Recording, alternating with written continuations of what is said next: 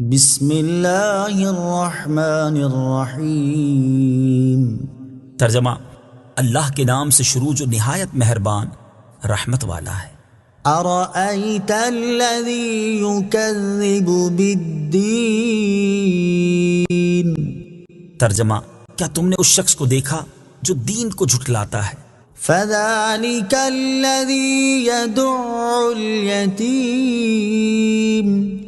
ترجمہ: تو وہ آدمی ہے جو یتیم کو دھکے دیتا ہے۔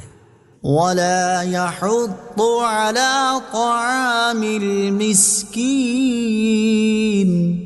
ترجمہ: اور مسکین کو کھانا دینے کی ترغیب نہیں دیتا۔